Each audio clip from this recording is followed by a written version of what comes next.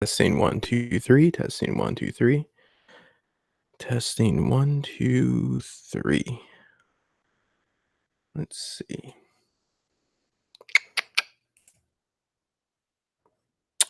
All right, I think we are live, and we'll get started here in 2 seconds, or probably 2 minutes. Spur of the moment. You see how these live streams go when I plan them, so let's see how they go when I don't. Let me switch my YouTube account here so I can answer and not my birth name, my real surname, which you can easily see if you go to the PayPal pool. Damn taxes. All right. And just get confirmation on the sound here and on the video, and we should be good. Let's see. Can you hear me?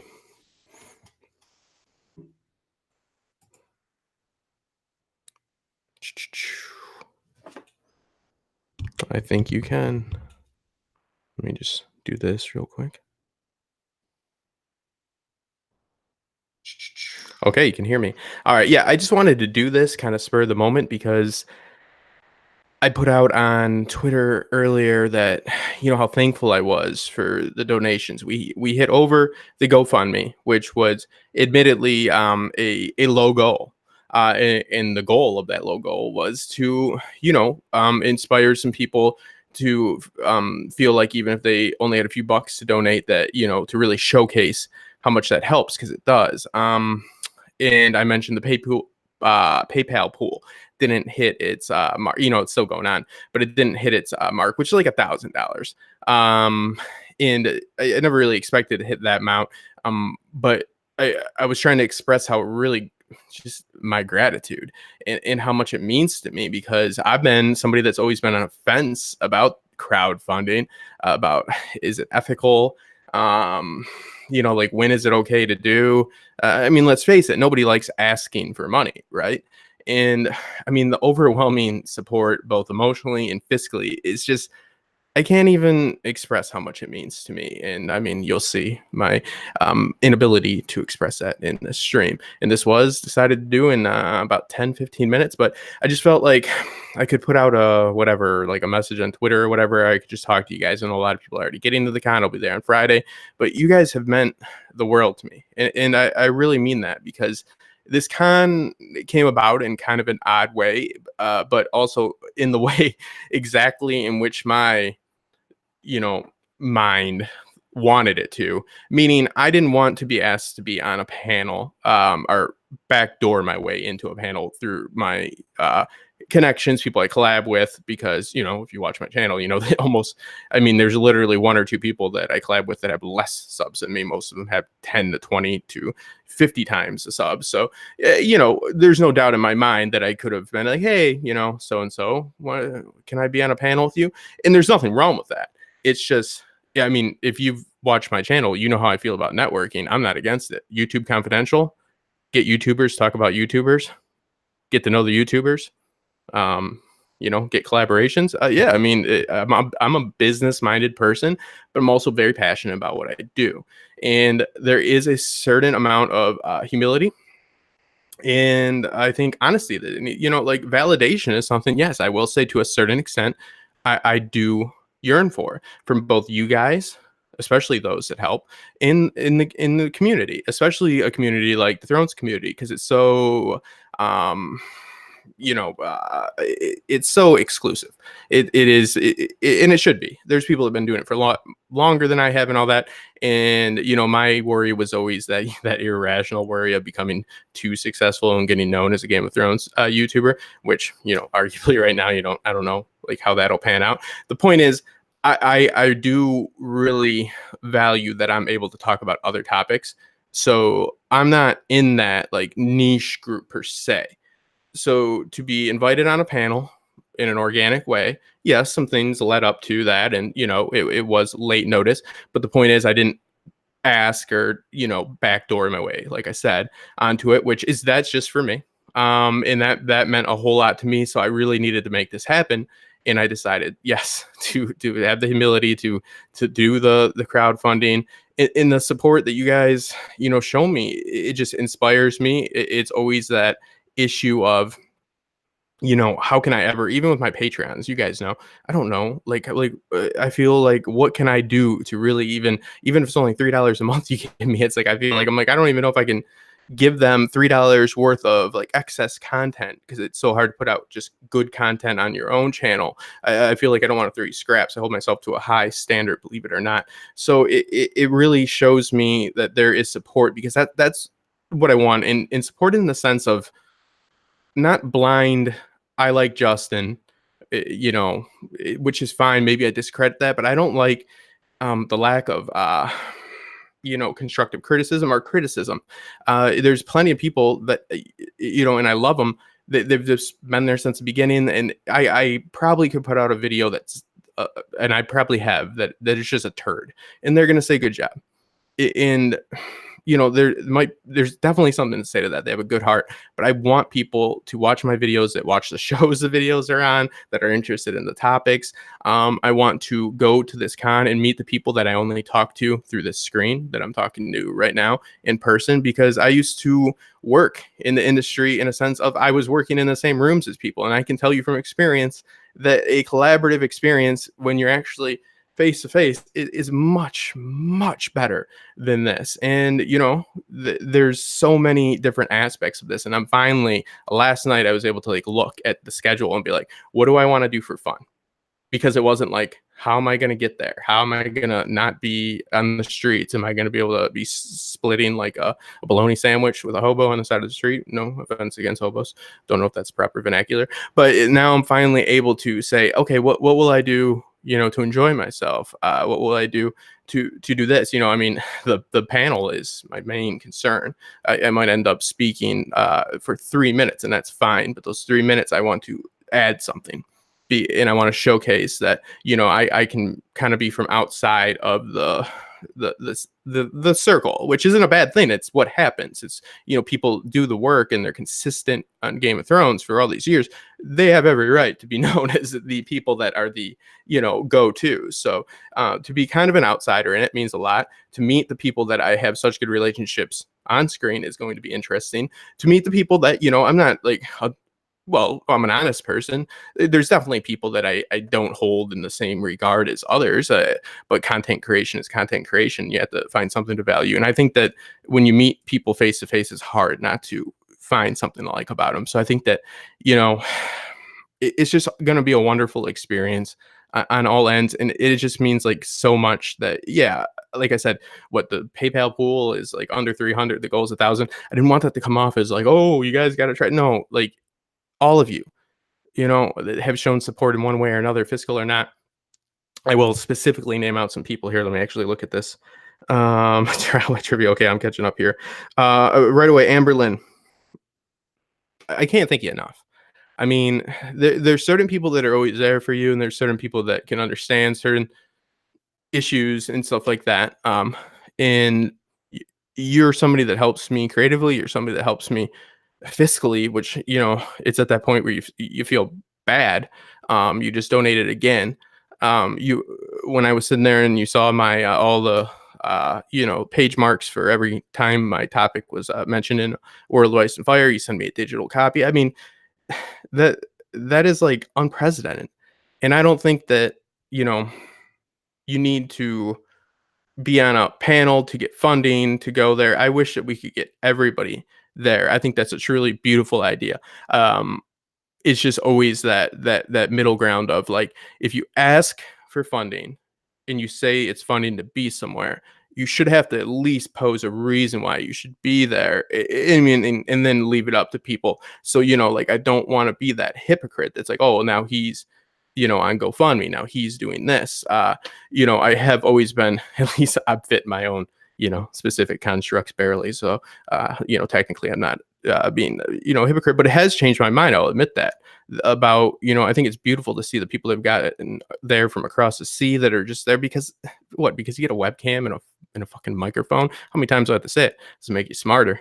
Most of the time inflates your ego. And, the intelligence doesn't grow off subs. Trust me. So, it really means a lot. Cardinal. if you guys see the pay pool, and it says Justin donated $100 to himself. No, that was Cardinal, and they very generously let me in on the secret that for over a week, PayPal wasn't doing PayPal stuff. So that was the reason that he had to donate personally to me, and then I put this money into the pool. So everybody's like, "Why are you donating money to yourself?" I'm like, "Well, actually, I'm like, I don't know. I'm like, show that I'm, because obviously I am putting aside my own money, but no, that was Cardinal, and the same thing. Like, how many times? I mean, you have ordered a shirt from me to Australia, which costs you like this. I had to call Teespring to try to get them to cancel it because even when you didn't ask me, because I'm like, that's obscene. It's not worth it. So it's just this support that I love so much. Let's see. Nashville is surprisingly busted. Amanda, another, a moderator, a friend, somebody that has donated, money. And you guys aren't, I'm not saying that you're not successful, but we're not talking about a whole bunch of rich people in mansions throwing money at YouTubers. You guys work hard. You guys got, I mean, this could be money you spend on I think about that. Even if it's $5, it's like, well, that's a better lunch than you might have had that day. That's more gas, so you don't have to have that little stress at the end of the night about running out of gas. I've been there, like, so it just really means so much, and it really does change your outlook. It makes me want to make the best of this experience even more so, which, trust me, with the amount of pressure I put on myself, I don't know if that's even healthy.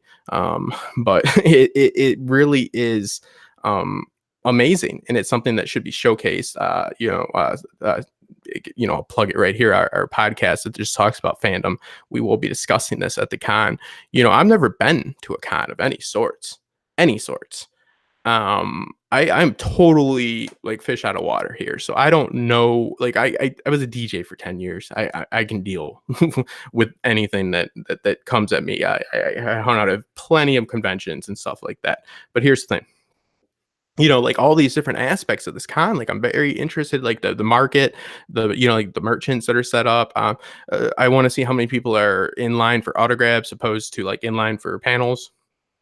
I want to see the level of like fandom that's there. Not like, oh, these are a bunch of shitty people or good people, but like, who are the people that are going to be asking the questions? Like what is the spectrum going to be? Like, this is all fascinating to me because this is just one aspect of what I do. So I'm so happy to be a part of it.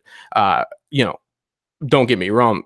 In no way do I hold myself below. Maybe there's two people on this platform that I would say I wouldn't want to go and debate about any of these topics, and it's not a pride thing, but I'll just be honest. Intellectually, I can go head to head with anybody, but it's about who deserves to be up there because people need to go there because they know that person, they want to see that person. So that's what I mean by circle. So I just make sure I want to continue with my thesis of subs don't really make people a whole lot smarter, but there definitely are a lot of intelligent people there. So let's see. Tarzan, another assuming you've got an ego to inflate. Yeah, but that was something that the people over at, it's called Geek Folk One, they were posting these posts about people that are asking for donations, and very similar stuff I've said in the past, just a little bit more aggressive. And I commented on it, and I posed my point of view, and I said, hey, I've said stuff almost exactly like this, and now, like, listen, I have had them actually not only support me by meaning like spreading the link, I have had them donate to me. Thank you guys. Like, it doesn't have to be so toxic, and it's tough to see. There's a lot of patting on the back that goes around. It's kind of why I want to do this stream, because it's not, oh man, look at, I mean, it is good to raise money for other people. It is awesome. But it takes a little bit away from what you do when it's a whole lot of how good of a guy you are. I'm a very honest person, and I found that goes a long way. I will never say that I don't want my videos to be successful. I'll never say that I'm not business minded. I'll never say that I don't do a topic because I feel like that is where, like, what is popular at the time, because that is the reason I'm on this platform. But I'm also going to address that topic with the approach that I embody, that I take, what I study. I'm not going to go in and do an unboxing. I won't step that far out, but there's a level of honesty that should be had, and I think it should be embraced, and I think a lot of people would fare better. Not that I'm a great example of it, but I would like to hear it from more people. Honesty about why they're doing what they're doing. It's very interesting to see everybody. A lot of people that be at this panel that I give them. Some of them props. Some very big content creators stopped covering Game of Thrones halfway through the season. Now it was the last season, but still, they're not making pennies off these videos. Even if it's 3 videos, that's a lot of money that they're stepping away from. That shows me that shows me some true character right there, and there's something to be said for that. And that's not a popular move, right? So it's sometimes it's nice to be honest and say that, hey, I might have said some stuff in the past that doesn't sync up with my feelings now, because we all evolve, we also regress. So I totally get, now these geek folk people they're funny as hell. They're a little bit controversial, but they're kind of like the other end of like the fully positive spectrum, if you guys know what I'm talking about, which is totally great too. But I love that middle ground. I think there needs to be a middle ground behind, like, the people that always have a cause, and then the people that are like just being real, because we need to have some fun as well. And remember that, like, you got a webcam. You didn't get a degree. So let's see what people are saying here. Bridge 4, Kev, very interested to meet you, the most elusive person on the internet. You gave me the honor of, I believe, doing your first live stream with me. I don't know how I got it. I think content creators were mad that you gave it to me. It was like I scored the prom date that everybody wanted. This is a gentleman that has over 100,000 subscribers. You referred to Hangouts as the green app. It just shows you, like, you're the exception to the rule. You are elusive to find on social media. You can't avoid me. I'm like, I'm the herpes on there. So, I'm very, very excited to meet everybody, to be honest. I'm very excited to meet everybody, including people that, and I don't have any like grudges, because this isn't Mean Girls, but people that, yeah, I think that it's unmistakable, and it's just a pure lie to say that, like, you hold other people's work in a higher regard than some others. So I think that once you meet people and you see their approach, that's something that YouTube Confidential was actually good for, other than networking, by the way. Was actually seeing that, and it's hard not to have a sympathetic ear to that, and I hope that I can provide that for people as well. It's not about proving yourself per se, but I don't think there's one person on YouTube. Listen, you made the decision to go on YouTube because you want to be heard. If you don't admit that you seek some type of validation, you're lying. I mean, it's just, there's no way around it. I mean, I want people to enjoy what I do. I want people to not just blindly support me. I want people to, like, actually engage, and I want to meet, the fandom in person, and meet the creators in person, so I can get a better feel of that, a better vibe. It's very hard. I mean, what happens once we get rid of this filter that we're on right now, and people got to be, what happens when people start getting real, the real world whole thing. So let me catch up on you people here. So let's see what you're saying. I don't know if you're like, I've just been talking for like 10 minutes. You could be totally shitting on me in the chat, which I just said I like criticism. So let's figure it out. Amberlyn, we know you're appreciative. You have support. Thank you, Amber. Congrats. Evidence of the people in the geo community stands out. It's honest appreciation for its hashtag. Thank you, Kev. And, again, I'd like to have an Instagram account from you that stays there. But hey, you want to know what? You should do like a seminar about networking, and just about breaking all the rules, because you literally do. You're like, yeah, I got 100K subs, can't find me on Instagram or Twitter or anything. Excellent though. Well, and that one, what that does, that speaks for your work. People are seeking out your work. You don't got to throw it in their face. I wish I could do that. Kane McKay, that's okay. Please just get yourself ready for Kane McKay is here. Yeah. Okay. Kane, people have been asking about you. I mean, it was an honor to have you on my stream. I do go and I find certain content creators that I see just, aspects of their work that make me realize I can do better, meaning they have strengths where I have faults. weaknesses, and like your visual storytelling is so spot on. I'd love to do a collab where it's not a live stream, because I'm working on shutting the fuck up. But it's an honor to have you on. Like, I don't ask anybody on a stream that I don't think can add something to it, because there's an entertainment aspect to it as well. There's that difference in that thin line between embracing the community and having a channel in which you're like, oh, I'll have anybody on. I'm trying to make sure that every time listen, I'm not successful every time, obviously, but I'm trying to have a channel that when I have live streams, I'm bringing on people that you guys want to hear from. It's not, and it does factor in the same thing I'm talking about with like being asked to be on panels and stuff. It's like, what you think that there's not somebody that has 200 subs that could possibly go tit for tat with even like, some of the top tier people? Apps, some of them might crush them.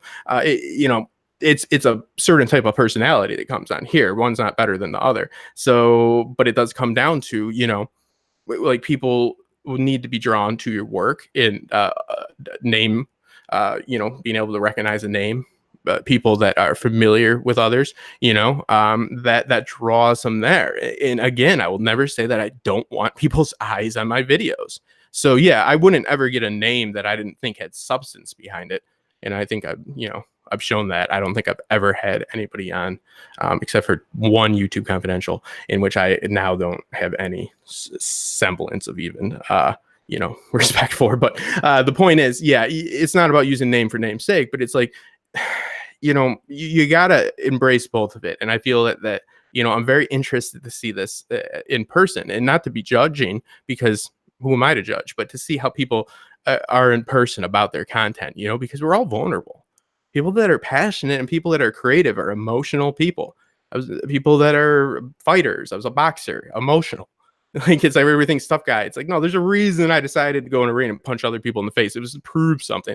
There's a reason I was a DJ for so many years. It's because somebody gave me an opportunity to be on a stage when I was acting. I should have never did it. That led me to where I was, thankfully.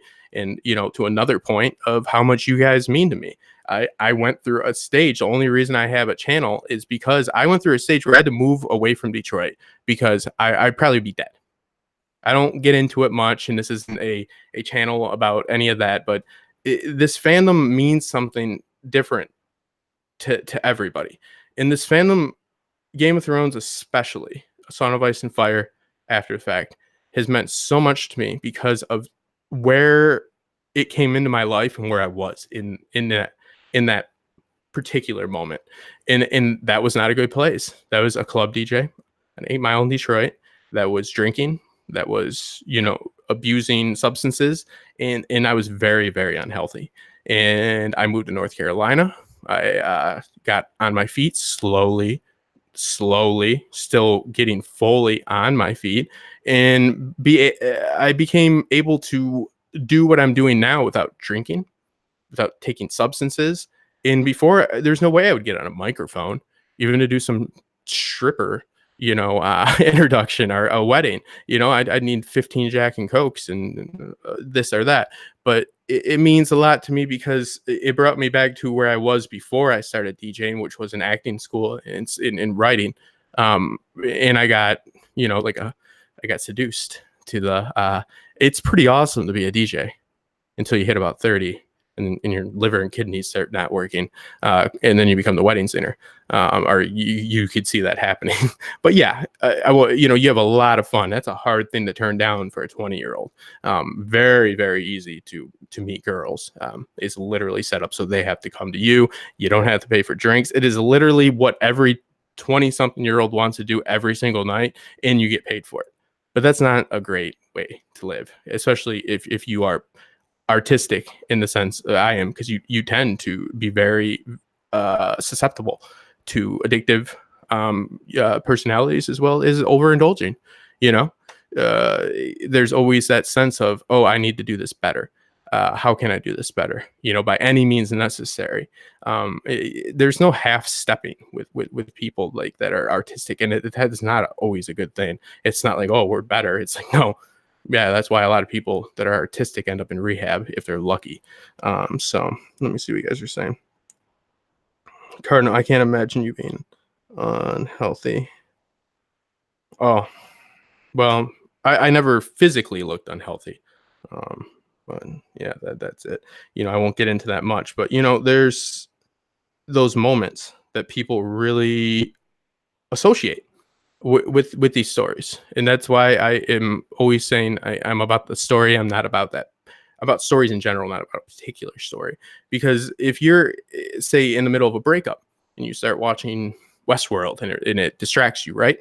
Westworld means more than you than it would to somebody that's just a casual viewer in a lot of senses. I mean, it varies, but the point is your life events, they coexist with these stories that we immerse ourselves in, and they add meaning. Sometimes they detract meaning, and it's very interesting to me, at least, and it's something that you really can't ignore, and a lot of times you don't notice.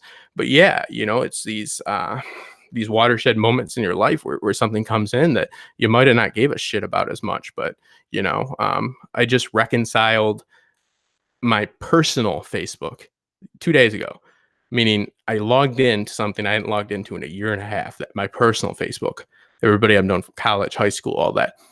Totally have avoided all that because I just don't want to deal with it. I notice, and I don't, and it's kind of, and maybe some of them are watching now. It doesn't look like a lot of people watching, but it's also a little thing of, what are they going to think about? What is Justin doing now? Just talking about television shows. There's always that. People that are outside of the fandom aren't going to really see that as something of substance. It's just something you have to live with. But the point is, I saw my buddy that had a kid now. I didn't know he had a kid. I saw a bunch of birthday messages over 2 years that I didn't respond to. And I changed my profile pic and I put my channel up there and said, this is what I've been doing, you know? Um, and it's like bridging that part of your life, and I know from experience of doing YouTube Confidential that a lot of content creators, and I'd be interested to know if anybody's willing to divulge that information, when they made the choice to merge, because some people, they don't feel until they have a certain amount of subs that they're willing to show people, from work, from their families, from, like their college or high school buddies, what they've been doing, because they feel they're going to say, hey, what the hell is what you watch a TV show and then you explain it to people. It's like, well, I guess, oversimplification, but yeah, like essentially that's what your channel looks at a base level. I've noticed it has a lot to do with people when they get up to a certain amount of views, or subs. I'm certainly not at the level that was what it hinged on. It was just missing out on that other half, and excluding other people in my life in order to indulge in this fandom, when they can both coexist. So this con gives me the opportunity to embrace people as human beings, not names, not widgets, my beautiful wrenches out there, not my Patreons. I'm sick again, I don't like farming people, but that's essentially what half of this is. It's farming for people. It's trying to grow subs. It's trying to grow support. There's a certain amount of it just feels like dishonesty to it. You can't help but to feel like that. And there's a certain approaches that you have to take that are that draw ethical lines, and it's tough to do organically. I think again, it's not like you're going out and trying to be fake, but you have to cater to people. You have to do this. So it's like, I think that when you're face to face with people, I hope this con, and I mostly mean with like the fandom, the people that watch and so forth, like they can really get a feel for who people are and who I am. And I hope that there's a connection, because it's hard, it's either people are going to love you in the chat or they're contrarian.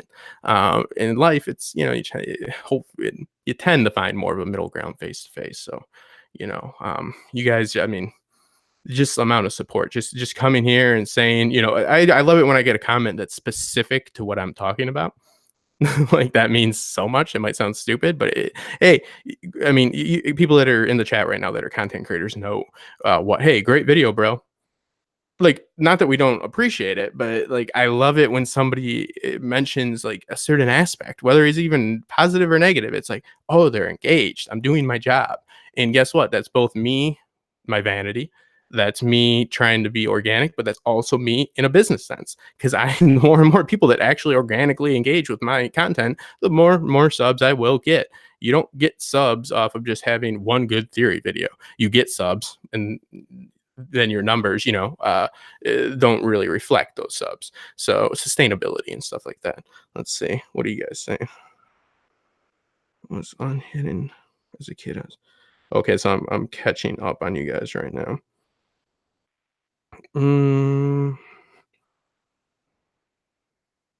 What is going on here? Why are we hiding Bridges stuff? I did not hide you, Bridge. Let's see. FDA. Fuck this shit. Let's see.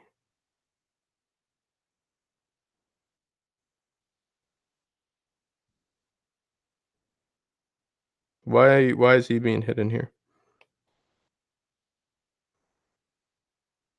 Yeah. No, I don't think that anything he was saying is wrong. No, what I was voicing about him is how amazing it is that he's able to push his content in a sense that is people are seeking it out rather it being shoved in their faces. It's a compliment. It's something that like in marketing school they wouldn't tell you to do, and it works. And Kev's an educated guy. I think he understands what I'm getting at. It's very much so a compliment. So there we go. Oh, I almost just sent myself a super chat. That would have been good. So let's see. I keep telling Justin not to use his table in the chat. That keeps happening. Not to use his tablet in the chat. That keeps happening. Well, no, that's another thing. Broke. iPad broke. I don't have a laptop that I use. I use this. So it'll be all iPhone at the con.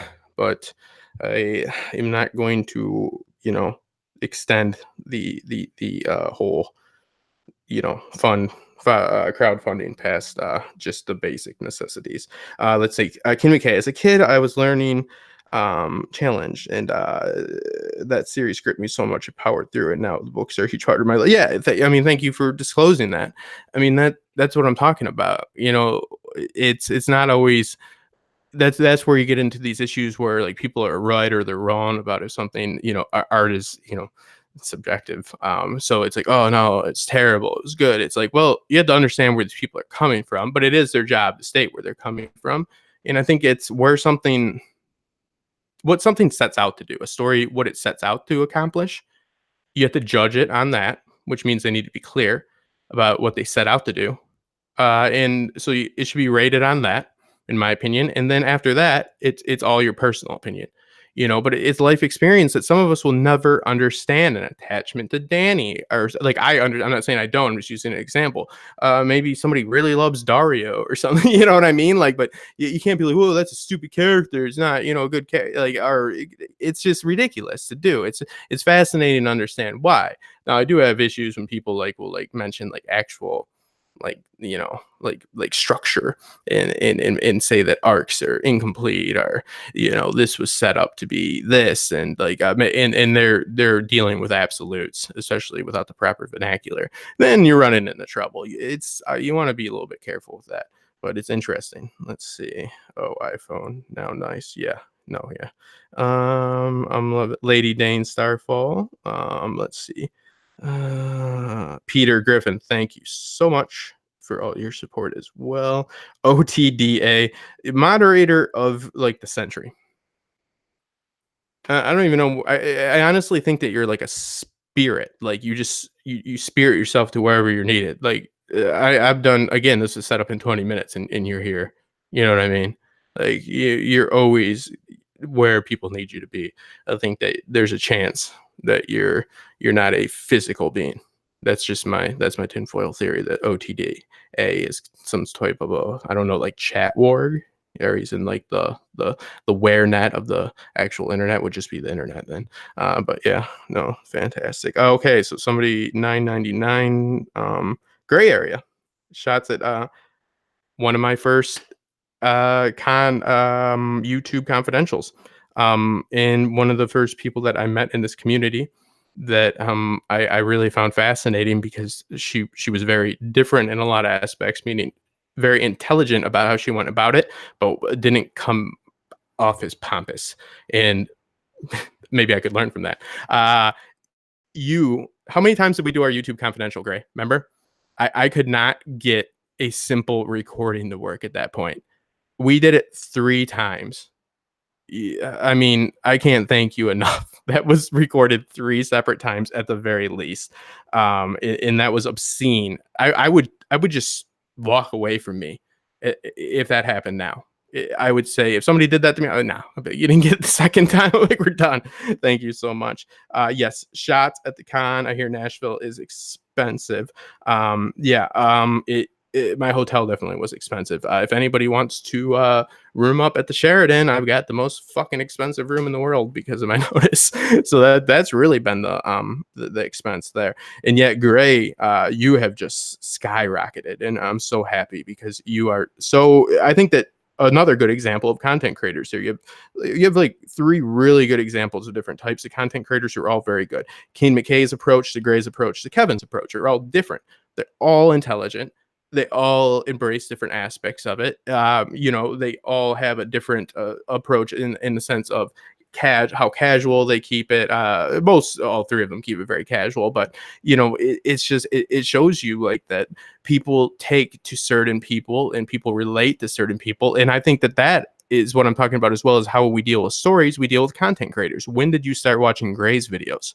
You know what I mean? That affects how much her videos mean to you, because I know for specific content creators before I was one, History of Westeros being one, mean a lot more to me. I mean, you can't, how can you dog on them to begin with? But trust me, they mean a lot more to me because of what I was going through personally when I was watching those videos. Meaning, I was just trying to like not feel like it was, it's in my sick state, going through some stuff, and I would watch those videos, even Preston Jacobs.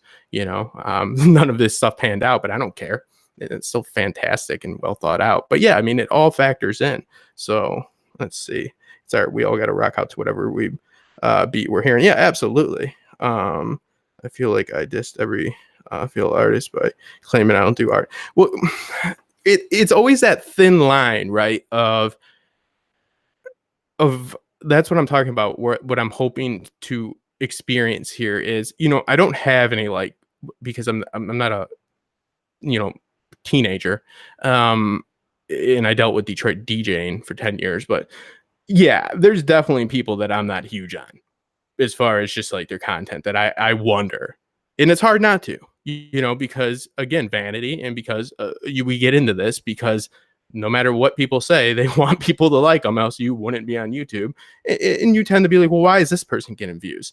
This person seems to be like not that smart. They don't seem to really even have a grasp on what they're talking about. But, there's aspects that maybe we're not noticing, or I know I haven't, and I know that I've come around to notice, and stuff like that. So it's hard not to be judgmental, especially when people are kicking your ass, right? When you put out a video you worked 15 hours on, and then somebody puts a video out, and you don't know how long they spend, but the point is they're at 100,000 views, and you're at 100, and you start to beat yourself up, and that naturally leads to questioning the validity of their work, and that's just not the way to live. It's hard not to, though. Again, I try to be honest. It's hard not to look at some videos and be like, that's crap. Why is that doing better? But it's obviously not. It's obviously they're giving something that people want. The market dictates it. So I mean, algorithm plays into a little bit, but I mean, like, people like you guys, especially people that are in this chat, like, I think Kane McKay I've given you credit for so many. I couldn't do Vikings videos if it wasn't for Kane McKay, meaning there wouldn't be enough search engine optimization, SEO, meaning like enough like actual like juice in the algorithm to put videos even like for anybody to see about Vikings if Kane McKay wouldn't have had his initial Vikings videos that like started doing near what like top Game of Thrones videos do. And that's a big compliment because Vikings is not as easy to get views off of. But first off, inspired me and showed success in something I'm very passionate about. in both the fictional series as well as the fictional, the lore, and then the actual history we have with the Saxon accounts and so forth. I mean, it's something I'm very passionate about and want to talk about, but sometimes, you got to have somebody that steps out front and is a leader, right? And they get it going, especially with how the algorithm is, in which we have never any idea what they're valuing at the time. But the point is, if there's not somebody out there that's making, or at least showcasing to you that there's a hope, even if the algorithm's not in it, it's my opinion that numbers for stuff like Vikings, when it's very scarce, the content really does help me. Too many people is bad, but that's my thesis. I don't have a lot of information to back it up. Not always a good thing, but the point is, it inspired me, and it's something that people are looking forward to. How many people look forward to people's Vikings videos? I get a few that do all right, so it's like, inspire me. Bridge, your natural charisma and how excited you're, not fake. I can tell you're actually excited about what you're talking about, which means a lot, because I just cannot stand when I even have even a little bit of a little bit of doubt about somebody's sincerity, as far as like how hyped or excited they are. You tend to be like, oh, this person's just fucking, putting on a show to the point of where they're not even resemblant of who they are off camera. Like, it's like your knowledge and your actual actual excitement about what you're talking about and enthusiasm comes through, and it comes through natural. I mean, like, I really think it's something that's special, and as well as you, Gray. I don't think there's anybody that's like Gray area out there. I don't think there could be. So, and I mean that in a good way. Get me. Yeah, it comes through. Honesty comes through, for better or worse. It really does. And there's nothing wrong with putting on a face, meaning you put on your best face, or you try to, when you're making a video, right? Because you're trying to be a professional. That's what you do. This isn't like, okay, people think, oh, well, I act like, what I always say is, where are you before your video? If it's from 1 to 10, you may be at a 6. You need to bump that up to 9 or 10, because you need to be excited. But you can't be like, just totally morphing into something that you're not, in spewing like just positivity that's not true, to your own beliefs, and putting on a big show. But everybody has a level, so that they need to get up. You might a cup of coffee, some 5-hour energy. You gotta. Nobody wants to say, the show's all right, and I thought that was fun. I did enjoy it. Yeah, you do need to put a little spunk, but it comes through. Like, the true passion, especially when you hear people talk about certain aspects of the lore with the Song of Ice and Fire, is fascinating to me. You just hear like a pop in their voice, and that inspires you. That reminds you of how you felt at that time, or maybe you disagree with how much they value that, and that's fun too. So just don't fucking put a bunch of shit in the chat. Be like, actually, But it's interesting when people are so fascinated with certain aspects of the story. Like, I mean, Danny's storyline over in Esso, especially in dance, is something that I'm just, I've admitted a million times. You'll never hear a pop in my voice for that. If you do, I'm being fake. So there's just certain aspects that people love. So, what do you say? Get down. What day do you get down? Yeah, I come in at Friday. I fly in officially at 12:14. Which I'll meet the YouTuber meet and greet, or I'll miss it, which I really wanted to, meet Tarzan, as my joke is, in the bathroom. But yeah, I come in Friday, so then I check into my hotel. Hopefully they'll let me check in at before 3. But at least I'll be able to store my bags there for sure, and I'm gonna make my way to the con. So Friday I have free. Saturday I will be I'll be one of the whatever you want to call it, people that are checking the trivia. I volunteered to help out Tarzan and the Watchers with that. And then on Sunday, like 2 something is my Age of Heroes panel, which has, been fascinating, the research. I've been researching just a lot of mythology, because essentially we're dealing with a total sandbox situation, right? It's so unclear. They couldn't pick a vaguer time to depict the story within, and we're dealing with the adaptation of events, not a narrative. So it's very interesting to me.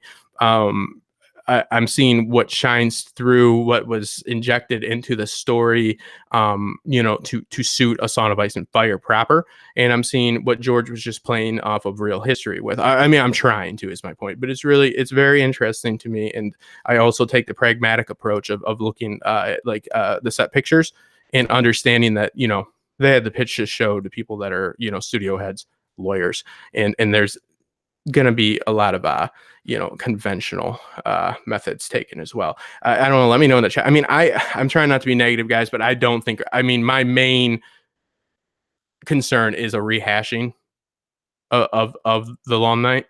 That is a worrisome concept to me. I honestly, I really hope that we get to the point where we see the Obsidian going in, or if they even go with that same Night King. I don't know how smart that is. And I guess maybe that was their excuse for not, giving people exactly what they wanted, which I don't want to get into, because arguably the Night King, and I've said it on record 2 years ago, not the best, but it's an arc that it's fair enough. But fair enough isn't good for the best television show in modern times. Meaning, he had a tragic backstory. He was somebody that was changed against his will. He was turned into a monster. He was weaponized. So that him getting revenge is, it's a basic bitch story, but to say his arc doesn't make sense isn't fair either. It does make sense. It's just hyped too much. In the sense is, a lot of people just want to hear that it was a Stark or a Targaryen. That doesn't add that much to it. I get it. I didn't feel like thrilled about how it ended. Trust me, I'm not going to even get into it, but rehashing that is very dangerous to me. I'm surprised that that's the way they went. Also, Westeros is essentially not even recognizable, depending on how much they change with how much they've been skewing the timeline. If you look at George's blog, it was already skewed. Now it's skewed even more. So like, it wasn't like it was vague enough. And I'm not downing at it, but I'm just saying, like, they have made sure, look at the Summer Isles. Those weren't even on the HBO's official maps, and George had to approve those. So they're in, I mean, yes, we know of areas within Noth and all that, but it really seems like they're trying to work with the least amount of like source material. Like and there's nothing wrong telling your own story. And there's a lot of interesting things to tell, like the Bloodstone Emperor, the duality between the wall that we have in Westeros, and then you have the whatever you call it, the your barrier, the bone, somebody do it, the bone mountains or whatever, in the forts over there. It's very much so the same thing. The Long Night definitely affected Essos. Was it a different source of others? Was it some other event that led to a mass transit of people fleeing? We always see, like in World of Ice and Fire, as well as in our own world, like these exodus of people, and these like all these catastrophic events, they lead to like people's success, right? Like, people left the Shadowlands and then they went to Valyria. Then you get the boom of that. Valyria has its doom. Then you get the boom of Westeros. But then there's all of these aspects, just like in our history, where it's like, oh, well, there's certain architecture and structures, like in just certain areas, especially in Old Town, that don't belong there. Oh, like, so what age was this really built? And why, if this was like something knowledge they had, why isn't it more widespread? So it's a lot of vagueness. In the question for me really comes down to, where do they draw the line? Because we have to remember, the important part about like mythos and myth is to be that. Is to be a oversimplification, or to embody a universal truth per se, or a message. So how much can they really utilize the myth that really enhances A Song of Ice and Fire proper, without going, because you can't give too much details on some of this stuff. Some of this stuff is left best unseen and unknown. It's very interesting and intriguing. It's not always good to get all the information. I think Bran the Stark, Land the Clever, and I think that definitely you need to have some sort of understanding of how the others affected Essos, as well as exactly what went down, and if the Andals were involved or not. Like, there's certain things you could clear up, but if you like literally just went and cleared up every detail of the what is known as prehistory in our time, that's not exactly great for your overall story. So it's a very thin line they're walking. So it's very interesting to me. Let's see. Mm, okay. Let's see. Okay. Oh, and we got Hex Dogma up in the chat. Did your book come out, Hex, yet? Anybody? I just mentioned it didn't come out in the podcast yet. When we read Gray, we read your response on Twitter. We went over Hex's. I did mention that if anybody, there is a certain YouTuber that just wrote a book other than you, not talking about anybody that's very mainstream. I think his name's Anomaly Inc. Just not a guy that seems like he should be writing books, but he he evidently is trying to raise money for a book. And I said, "Want to know who should write a book?" I go, "The guy that's writing a book right now, Hex Dogma." I go, "He doesn't produce crap." I go, "Everything he does is good." I can't imagine that you're going to put out something that isn't like polished, and it's not abnormal for people to love story to tell a story. So I'm very much so looking forward to that. And you guys definitely need to look into it because even though like I tend to disagree with our Westeros series, it's because he just has a different view on storytelling in the sense of what he likes, as far as this perception. You're much more into you're much more accepting of like a total change of perception, where I'm kind of a basic bitch. I'm like, no, I'm like a baby that doesn't want to change. So, but I come around to your theories all the time. But yeah, don't mistake that for a disrespect of your skill, because it's definitely there, and I can't wait for that book. Let's see what else we got here. Yeah, I'm not out there partying. Yeah. Oh, and yep, in Tarzan, another person, Trial by Trivia, has been at the forefront of lodging and getting everybody set together, making sure everybody's okay. Yep, and Ride the Challenge, which I foolishly signed up for. Hey, how about that? I thought when I got the message at 5 o'clock in the morning to be on a list, I thought that meant, hey, sign up for the bar. Like meaning like I don't have to wait in a line, because not really, 10 years of DJing doesn't really suit you anymore. You don't pay for drink. It's weird for me to have to pay for drinks, which is good. Tracks me. But yeah, so evidently I'll be riding a fucking dragon. I guess that's better than chasing one. But yeah, so nobody does well in that, just so you know. Like the person that'll win that, most likely females, and secondly, most likely on it for 30 seconds. I've seen many. I've announced them, I've emceed them. It doesn't go well for anybody. Most people can't get to the actual bowl because of the way the floor is. So it's like a moon floor. So when you're very, very drunk and fucked up, it's hard to walk on. And then you get on a bowl, something you've never done before, and think you're going to be good. No, it's going to be hilarious. You're going to see me get just bucked off right away. So let's see. Let's see. Will there be a three-eyed raven? I wonder. The backstory. Well, what we're going to see is a lot of, I think that, what we're going to see is a lot of division within the children of the forest. And this, I don't want to get into it too much, but I got to save the little bit of insight that I'm going to inject into the panel and go over it with them. But division, it makes sense to me that there'd be division within the children of the forest, that we are going to have a much more insight into their culture. They are filming mammoths. They are filming, a lot of more mystical creatures. And George does that very well. It's always like half of like the magical stuff like ends up being bullshit, right? But then he throws dragons in your face. So like you can't discount anything. That's what it makes it so interesting. It's like, oh, is there going to be ice? So it's like, no, that's ridiculous. It's like, but you can't say anything's ridiculous, right? Because this is Song of Ice and Fire, where they'll fucking throw a dragon up there, and whatever that I am not a master of these names, but the scorpion looking thing that tried to kill Danny and Barristan got, like, is every once in a while, it's all conventional, and then it's like an injection of high fucking fantasy. It's very interesting. So I think that what you're gonna see is the beginning and forming of Westeros. I've heard there's gonna be up to 100 different like little I guess you'd call them kingdoms, but essentially tribes is what I'd refer to them as. It's very interesting that Naomi Watts is referred to as a socialite, right? That has a dark secret, because number one, that is like literally like a writing workshop 101. Who's your main character? Well, she's a socialite, but she has a dark secret, which it is what it is. But like, what is a socialite in the society in Westeros right now? Like there's very little like sophisticated structures around, and meaning like it's not a lot of urbanization.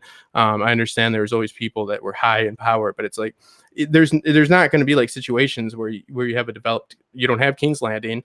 I don't believe you have White Harbor. You know what I mean? Like I guess Old Town and is really the only place like for society to really flourish past the point of hunter gatherer. So that's what it's a very primal time. So a socialite, it's like it's trying to.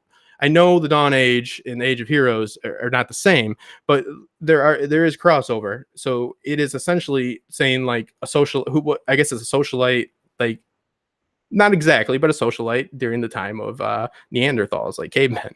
So it's an exaggeration, but it'll be very interesting. So.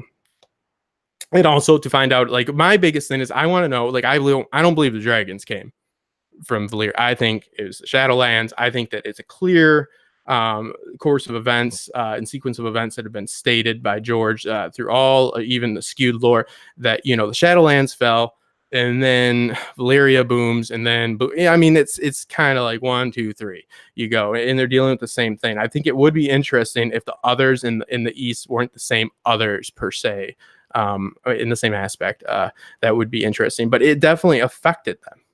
So there's no way. I mean, that would be the biggest coincidence in the world. If during the long night, the Shadowlands just go to shit.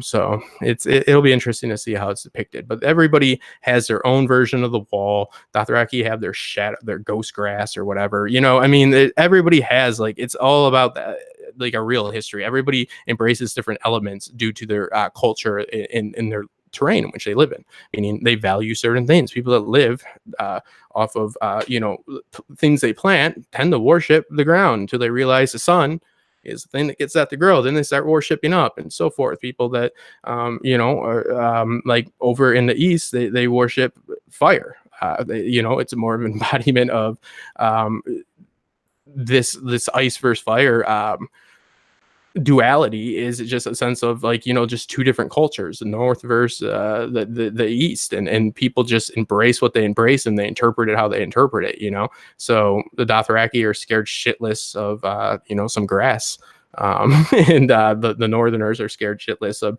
something on another side of a wall. Same with whatever's happening in the Shadowlands, whatever's beyond their barrier. They're building forts for some reason. They also have houses that are like faux houses. Like something is a problem over there, because guess what? Story conflict. So yeah, we'll get into it more and more. But let's see. Proof of God. Dude, that image is not the sun. Let's see. People are free and can't be programmed like PC. Interesting. Sun does not look like it did when it's a child. Vote for Trump. Thank you. On the computers, anybody can make any proof, but God does. Wow, did this? Oh, I'm reading the wrong chat there, guys. Let's see. Yeah, and they fear the sea as well. I accidentally hit this science video and people were talking about God. I thought you guys got all religious in my rant. I was like, what the fuck did I do? Let's see. Damn, Peter, I didn't even see him. Oh, I didn't know it was a mistake. I bailed Gray because I was booked during the main spotlight and booked during. Yeah, I'm a much Jamie fanboy. I asked him if I could drop. Yeah, I would love to talk about Jamie Lannister. I would love to talk about the psychology of the fandom, because essentially, like Henry Jenkins, I suggest you look into him. Essentially, I have a whole podcast that talks about that, and more so, that is more what I'm equipped to do, to be honest, is to look at stuff like that. The broader strokes. I'll be the first to say that I won't be the person that knows every sigil. I won't be the first person to know the exact name of a town that's especially in Essos and stuff like that. But I will be, equipped to interpret what they're trying to do with that as far as a narrative, as far as within their narrative and stuff like that. But also, I would let that psychology of the fandom panel is so interesting to me, because that's all we've been talking about. And participatory consumerism is so, that's so powerful right now. Everybody wants a show that has participation. They want us doing this. it's like a study that says at least even just a random person on Twitter, you know, they influence at least 30 people to go do something. So you even see hot sauce. You see Frank's Red Hot Sauce with hashtags. People want them to participate in their product. It's not, you don't just consume it, you embody it. It embodies you. So it's very interesting because, story could really take a hit if they start depending. I think Westworld verges on that, to be honest. It verges on, depending on, I don't know, I'd like to hear Hex's opinion on this. We'll do it before the dust settles. But hey, there you see a lot of shows that depend a lot on cliffhangers and twists and turns and theory crafting, right? Would Westworld do well on Netflix? I don't think so. Not the second season. Stranger Things, how well would that do off of Net? I think very well, even though it does very well on Netflix. I think you put Stranger Things on Showtime or HBO. Oh my God, you get a week in between every episode for people to participate in it. It's just I'm surprised it's not happening. It must have a sweet deal, But there's shows that are clearly lending themselves like overtly to crafting of theory, to fan engagement, to fandom, as we have with A Song of Ice and Fire, Westworld, The Expanse, and so forth. Things that lend themselves to, that have breathing stories, that have worlds that are, crafted, and you feel like, we wonder about these characters. Like I wonder about John right now, like what he's doing, even though it's a ridiculous premise to some people. But yeah, it's like, I'm like, well, I wonder what he's doing. I wonder if a Blood Rider will ever fucking come after him. It's like the story lives on, it breathes on, it transcends time. That's what mythos is, and it's what kind of a lot of Bibles are as well. So let's see.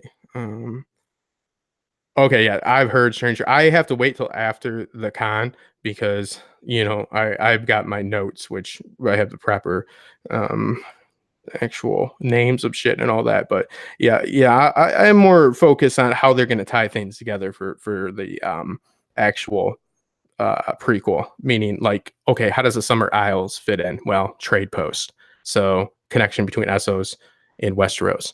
Well, so maybe you have a protagonist on there that engages with somebody in Westeros. Maybe that's Naomi Watts' character with her dark secret. Maybe her dark secret has something to do with transferring of information, blah, blah, blah. You just story threads that connect together, because parallel storylines are huge in A Song of Ice and Fire. That is such a big deal that people, and they shouldn't, that you shouldn't recognize them at first sight. You should, but if you see, I think that's why Dunk and Egg and stuff isn't being made, because it's too much. And I would love it. There's something to be said for a linear fucking storyline that just tells a story, but it really doesn't lend itself, right? It's very conventional. So tell me if I'm wrong or right. We got some pretty intelligent people, the content creators and people that don't have webcams and microphones. But could they have picked a more vague time, guys, for this prequel? I really feel like they've gone out of their way to make sure they didn't have to like stick to anything, and which also brings up problems, like I said, because how much do you, come on, you start giving information about how everything works, it's not as interesting anymore in some cases. Let's see. Dark can't get away with it. And Lauren is here. Thank you for your support you've spread, and I'm so happy that they got you from Scotland there. So I'm looking forward to your culture and having a pint with you. That's all I think it'd be Black Mirror. Black Mirror. See, Black Mirror is a beautiful series that one of my Patreons convinced me to watch, because it's anthology. Like it's different. Like that's the opposite of what I'm talking about. It's it definitely embraces society and issues within culture, and it can be very, very controversial, right? But you get a new story every single time, so you can pick up on Black Mirror any episode. There's no continuity that you need to worry about. It's a Twilight Zone, and I don't know how that Twilight Zone is doing. I know they relaunched that, but there's I see that as a good thing. I don't want properties to continue. Like I don't want A Song of Ice and Fire for the rest of my life. I don't want really don't want any more Star Wars, but I believe in getting the next thing. I say this all the time, but it's very true. People become very much so attached to certain properties, and I think that it's harmful. It's harmful. You're stopping potentially the next George R. R. Martin. I'm not right away. He has a rich enough lore to back up, a few more projects. But Star Wars, I think, is an example of some bullshit, in my opinion. Meaning, like, they're just now trying to tell, like, and that's a big issue. They're trying to tell different stories that diverge so vastly from the original and make everybody that was in love with the original so mad. I'm not included. I'm not huge on it, but the problem is they want the property, they want the name recognition, they want the universe, but they don't want to abide by the universe. They want to tell their own story. Also, stop picking like different directors and writers for every single film. If it's like a series of films, continuity would be something you would want to probably keep in mind. They're like, oh, what are we doing? Three movies. Are they all going to be, like one narrative? Yeah. Okay, so make sure to get different writers and directors on all those. Oh, yeah. Okay. Yeah, just to make sure that doesn't, it's not a cohesive like series at all. I just don't. That's crazy to me that they do that so much. It makes sense in Game of Thrones where it gets Miguel to do like the battle scenes, and you get what's his name to do the more grounded, like I read Wedding, I forget his name, but you guys get it. Like it makes sense where there's like certain episodes that embrace like different, like more grounded and stuff like that, and then you have like huge like set like pieces and battle sequences. Okay, I get that, but full movies just having totally different teams, that's insane to me. Like that's just, do they want to fail? I don't know. And now JJ Abrams is saying that he's gonna fix it. It's like, well, that betrays everything right there. It's like, well, what the hell was the point of the first two then? Just get it together, people. The Expanse, yeah, everybody. Okay, so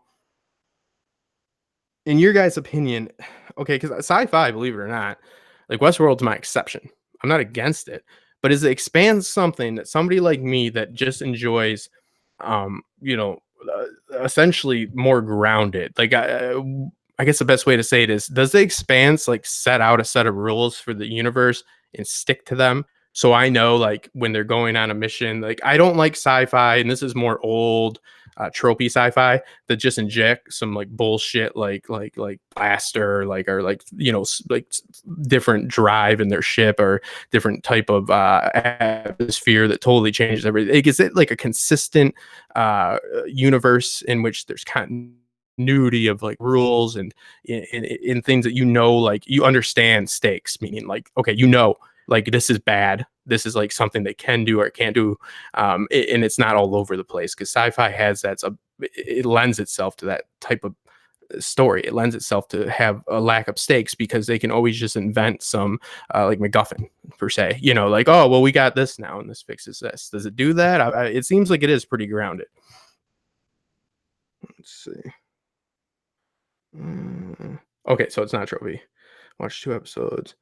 Yeah, it's just you want to establish rules, because if you don't have rules and you don't have like, it doesn't matter. It doesn't matter if you've got 18 suns and a moon. Like look at A Song of Ice and Fire. The proper books. You have inconsistent seasons, but they're inconsistent. They say inconsistent, and it sticks to that. So you're understanding that. So like establish what you want. You just have to stick to it. Don't say they can't swim if they can swim. Don't say they can't go past the wall if they can't go past the wall. Stick to what your rules are. It's your imaginary universe. It's your playground. Build what you build in your sandbox and stick to it. Don't introduce some new piece of tech that there's no, like we can't disprove or prove it. It just takes away things. So let's see. I've always found Chicago. I was wondering if you're coming by me, and then by V flight to Nashville. When are you guys getting in? Bridge Gray.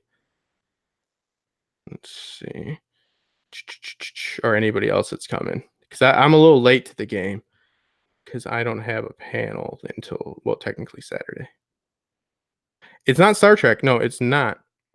Star Trek is politicking throughout the universe. It's not as exciting, but I wouldn't say it's terrible. I'd say it's actually fairly interesting from just like to at least analyze. I'm not gonna say I love to watch it, but it's kind of ahead of its time. Let's see. It's very realistic in the light of sci-fi. If that's what, yeah. I just mean like I don't want to hear that they've got some different type of fucking warp speed that allows them to do this when you thought like they were for sure doomed, and they're like, oh, I didn't realize that Scotty could put up to this, and I don't, obviously I'm showing my ignorance with that, but there is a lot of flaws in when you are injecting stuff like that. So you're leaving yourself open. It's injecting magic essentially into your story. It's like okay, what did Bran do in A Song of Ice and Fire or Game of Thrones? He either did everything or he did nothing. Equal argument for both. So it's just ridiculous. That's why it's not satisfying, because it's like, well, is this guy just a fucking psycho? Like, you can make a video and you can explain away that Bran was contemplating and he meant, oh, he can't be a lord. He didn't say king and pick, and whatever, split hairs. But the point is, there is never enough evidence shown to you on screen to prove that he did anything. So you really have to, in my opinion, stick with he did nothing. Because if you don't see him do something, you can't say in a visual medium, you can't go ahead and come to your own conclusions based off of, inconsistent behaviors, which is a writer's fault. But since he said, oh, why do you think I came here? You can't jump to the conclusion that he did a whole bunch of shit that you didn't see, because the whole rule is show, don't tell. And of course, D&D aren't the best, but I still don't think it'd be that much. I would just stick with he didn't do anything. And George told him that's the Kane. And they're like, okay, we'll get to the Kane situation the same way we got to Beyond the Wall, which is fucking ridiculous. So that's the issue with that. I'll give my grave saying Bran was evil. No, in Hacks, hey, can I prove that he wasn't? No. But what is the old saying? What is it? The lack of, isn't that the argument about intelligent design? Like, if you find a watch on the ground, like, and it works, like, and this is like metaphorical, but hypothetical, you're looking and you find it's intelligent design, like, you have no proof of it, the end result isn't proof of its maker, is the point. So yeah, but yeah, you can have the argument. Let's see, because I'm posting pics against I'm gonna be doing, I think I got a selfie stick, which is really old, and I'm gonna be using that like some type of fucking tourist. So I'll be vlogging. Did you guys get the messages about how much like you're allowed to be intoxicated during your panels? No, that was an interesting one. There's only beer, not liquor. I don't drink a lot, so not really an issue for me, but I found it. Well, I guess that makes sense. I'd have to mention that. I thought it was a little bit funny though. They're like, well, you can be fucked up, but don't show that you're fucked up. You know what I mean? So, but some of these people got I'm sure Gray. How many are you on? Like probably 6 or 7. I mean, somebody told me make sure not to get on any panels. I'm like, well, it's not really a worry right now. I've got like 1.5, but I think anything over 3 is very taxing. Let's see. I'm gonna be self-sticking for the first time too. I've never done. I know. I think, okay, at least I find, if the other cool kids are doing it, then I won't seem like such a douche. Just don't show me up. Don't say you're gonna use a selfie stick, Kev and Amanda and or whoever just else said that. Somebody else just said it. And then show up with some fucking actual I forget what it's called, but it keeps everything on tilt. I used to know. I usually know these things when I'm off air. But yeah, don't do that. Yeah, Justin's gonna be intoxicated. Yeah, I don't usually drink. I think I'm drinking 4 times and panels like these things. Believe it or not, in as a total. Yeah, okay, yeah, but I only have a panel the one day. And your trivia thing, all I have to do is walk up to people, Tarzan, and be like, "You're fucking wrong," and then walk. No, I'll be polite. I've seen some of these questions, people. They're fucking tough. They are tough. I'll tell you that. If Tarzan's good at anything, it's meeting up with people in bathrooms and making trivia questions. I'll tell you that right now. No, these trivia questions are beyond. I'm gonna email that, by the way. I was surprised they said we can drink during panels. I'm going to do my best no drink since that's it. Just, I don't know, like the perception, like you're already in a tough spot. Like, you're providing there's Q&A. So, it's something that you should be on point for. You're already kind of we're all setting ourselves up on a mantle, or we're being put up on one where we're supposedly an authority. Arguably, some are more of authority than others, and that goes for me as well. So, having a big beer in front of you doesn't seem like the best way to convey, intelligence. It's like, well, let me tell you about the long night, and I'll tell you, shit was different in Essos and so forth. So, but yeah, Yeah, I'll bring a big ass what's the most inappropriate substance to do? Like whatever's the most like, just not considered to be acceptable, I'll just go ahead and do. I'll just go ahead and have a doctor hooking like an IV into me, like some Michael Jackson shit right there. You know what I mean? Just getting real with it. I was like, you didn't say anything about an IV. Like, what is that? I'm like, fucking anesthetic, man. I'm getting high. See, I need the press pass. Yeah, I just realized that I was not able to Coke. Yeah, Coke is pretty dirty. And it's a stupid drug. Even when I was a DJ in a total mess, I don't know if you caught that part, that conversation. I didn't do like Coke is the bad drug. It's just it's not sustainable. It's like you feel really great for 5 minutes and it's the worst ever. So I don't see. I've always amazed and I don't admire, but I really wonder how Coke heads continue. And listen, I had my own issues, so I'm not shaming. I'm just saying a little bit odd to be able to like have that habit. First off, money. Second off, like how do you sustain that? Like that, like that type of up and down. It's so rapid. It's worse than anything. So yeah, I'd say Coke or heroin. Needles really freak me out. I could thank God. But yeah, I think anything like that. So would just really go ahead and probably make sure you're never invited again. A big, but at least I didn't have any liquor in front of me. Like that's true. I don't think Justin is either. Okay. Hey guys, I'm sorry I'm not fully awake. Jordy, the Jedi, do not worry. I don't think Justin is either. Jordy, Fandom D saying you're so funny. Yeah, Jizz is probably pretty inappropriate as well. So yeah, the extra dudes, Wolves and Winterfell. I feel like they need, yeah. Well, you want to know what? And that's a great example. I'm really happy that they got there, and I think the show should have put them there, especially since they really showcase them. So, I mean, they were essentially like the centric characters of that documentary. So it's like for them to have to get fund, like crowdfunding to get there is kind of like makes me sick. It's like, come on, HBO, how many fucking millions of dollars do you got? Like get I did extra work. You don't get paid a lot of money. You get like $120 a day when I did it in the craft services. If you're on a big set, you can leave though. But if you're in the middle of fucking Ireland or fucking Croatia, you ain't going anywhere. Let's see. It only work. If I only work 5 minutes, it's bad Coke. Yeah, I don't know. I'm not gonna, question. Yeah. I saw that I couldn't even bring water with you. Are you serious, Gray? How dare you even ask to bring water? Maybe it's because they think it's vodka. It seems like they're very concerned about hard liquor. They're very concerned about that. I'm gonna bring a what is it, a boiler maker, whatever it's called. It's been how long I've been in a bar. But yeah, I'm gonna have a bunch of shots in my beer. Or if it's only one beer, I'm just gonna get like the hugest fucking cup in the world, like one where I literally need like Kev to like help me like lift it to get it there, like Das Boot or something. Bring water. Where the plane or convention? Yeah, they're dicks on the plane. Let's see.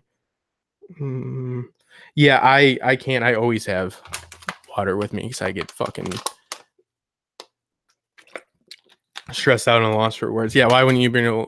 They can test it, I guess, if they want. That's crazy. Let's see. Yeah, I want to see you up there with how many panels you got. You're gonna be raspy.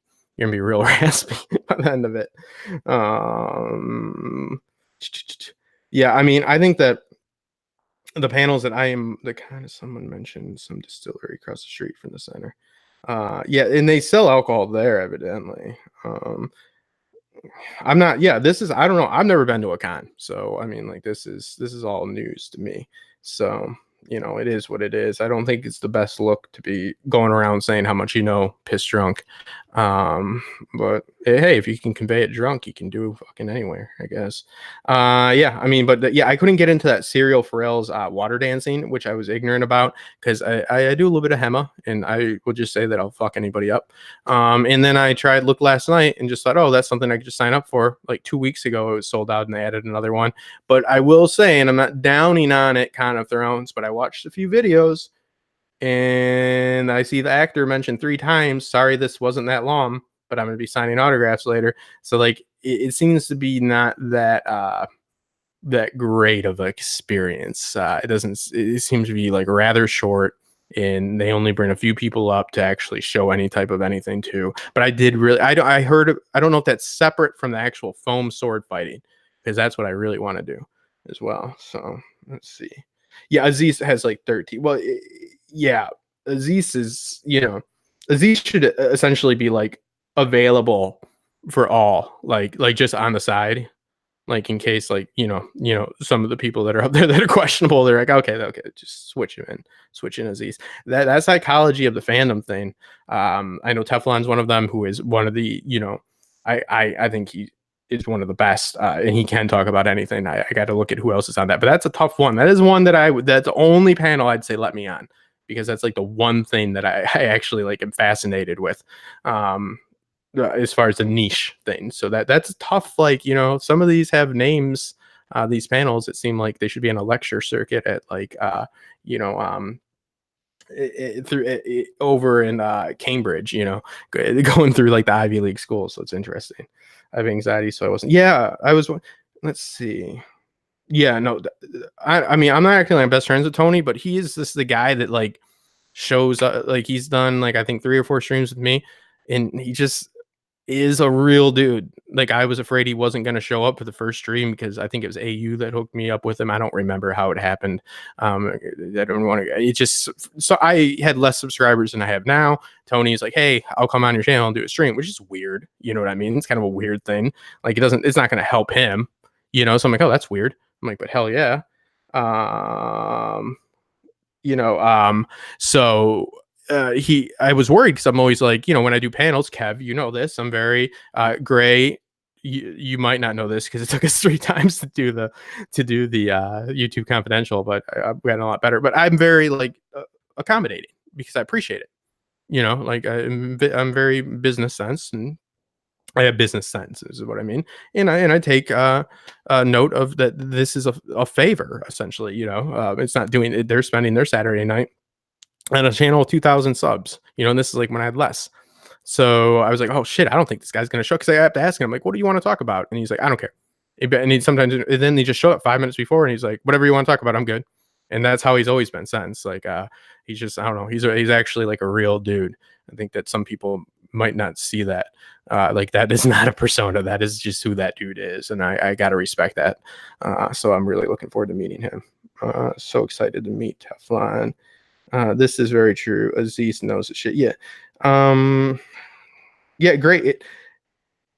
It's going to be interesting, because it's such a different platform, right? It's such a different medium. It's even, I would imagine, more stressful than even a live stream, like to be up there and to allocate the time of who's speaking and when they're speaking. Like, I don't know how, like I know I got a good group, and I'm just essentially going to talk when I'm needed, because essentially these the panelists I was asked to be on, and these guys do know what they're talking about, so I will just only be injecting if it's something that isn't whatever, already being conveyed. But yeah, I can imagine that some of these are not as well as as others, meaning like the collaboration method of like, like setting out an outline and all that.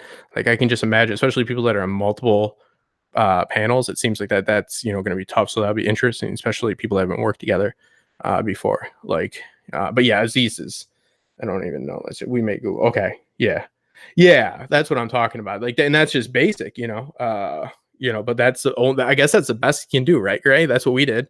And I have confidence in the people that I'm with. Of course, I'm with Crowfoot's daughter, Quinn from Ice and Fire, who I've never spoken to, but obviously Ideas of Ice and Fire. He knows his stuff. He definitely, for some of my research, I've watched some of his 2-hour live streams. So like, there's no worry about that whatsoever. I try to look at, like, I'm like, well, let me figure out something that I can lend a hand with. He's got the Shadowlands and the lore down, and Robert is just a lover of story in general, so like he absorbs it all and is fascinated. And if you've ever listened to the Disputed Lands, Crowfoot's daughter, her channel, her grasp on the Ironborn and the lore there, like, these are all niche people, And I think that's probably why I think they did say that, because they wanted somebody that was outside of that, meaning like somebody that does take more of a pragmatic approach of like, all right, but if we need to dive so deep into the lore as like super fans, is it really going to be in the show? But I don't think we're going to do the panel like that. And it's Amanda's choice, Crowfoot's daughter. I'll do whatever they ask, but I don't think it's going to be so much what's going to be on it. I think the point is going to be like what the, just discussing the Age of Heroes and possibilities, not so much, like this is exactly what's going to happen in the show, because I've heard terrible things and I've heard great things. So, it's always a rough road. Yeah, you have a podcast, I noticed. Did that just start with Quinn? I just heard it the other day. Really liked it. Yeah, Lady Dane, they do. And I'm surprised because it's only 50-minute panels, and we're allocating 15 to 20 minutes of time for Q&A, which is fine. But it's like, that's why I say it's like, man, like I'm very, I mean, I've got one, I'm helping with the trivia, but that's just, I just had to check the, I'm basically like a student teacher or substitute, but like with the panel, like I just want to make sure that I have one duty, and my duty is, like I said before, to showcase that I belong there. I am somebody that is insightful and somebody that can add to the conversation. So yeah, there's nothing I haven't researched, but I guarantee I will use like 5% of it at most, because we're only speaking for 50 minutes in total, and up to 20 minutes of that is Q&A, which, I mean, I guess that makes sense, right? Because it's about the engagement. Like, what if it shouldn't be just like our live stream, it should be engaging. But yeah, so really, how much can you cover about the Age of Heroes in a half hour? That's really the question. You kind of got to stick just to the basic structure and the constructs of the time in the big events and how they tie together to an extent, and mention the locations, I guess, and then people see what people are enticed by, right? And that's where the questions should come from. We'll see. I predicted this is going to be packed. Substitute teacher, you're such a funny man. Yeah, we need to do a live stream down there. It always gets hard. Yeah, I want to do a podcast. I have a lot of ambitions to do stuff like that, but I do have more time than like, let's say, we made okay. I'm looking for a obvious Lady Cardinal. Let's see. Did you? Yeah, no. I was wondering if that was your guys' podcast or whatever. Is that a podcast, Gray?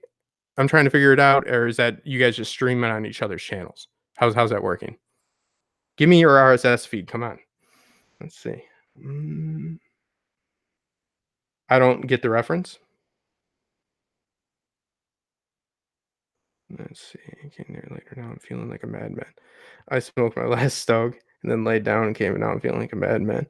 Well, come on in. You want to, if you want to join Bridge, I'm just sitting here ranting. If anybody wants to join, you're more than welcome to. Love to have your insight. I'd never turn down a Bridge 4, I'll tell you that. Nor a gray area. You're hard to get on screen lately. You're hard, but hey, you got the right. You are, you have really done well for yourself.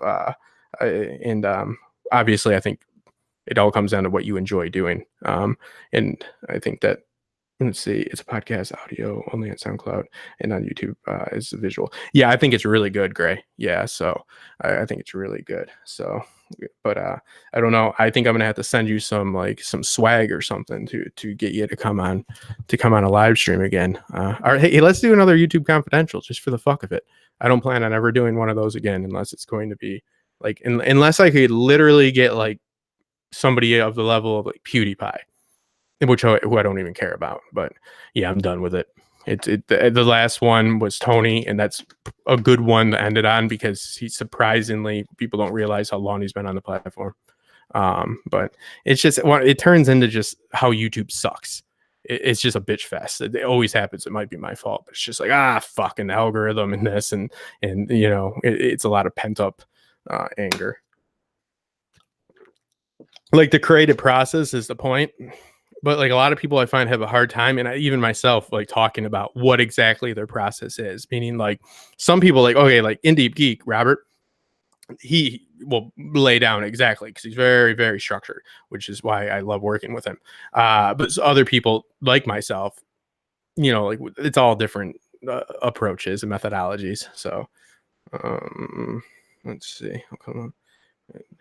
No, yeah, that's what I'm saying. Is I just I noticed that that lately it's been it seems in general, right? There's less live, like it was kind of like six main people that did live streams, right? Like and then but before, remember, it was like it was a few different even like groups that were going at the same time. It seems like the live streams have really died down, which I don't think is, I mean, this is a whatever. This is me just saying thank you guys for the donations, thank you for the help, thank you for the support.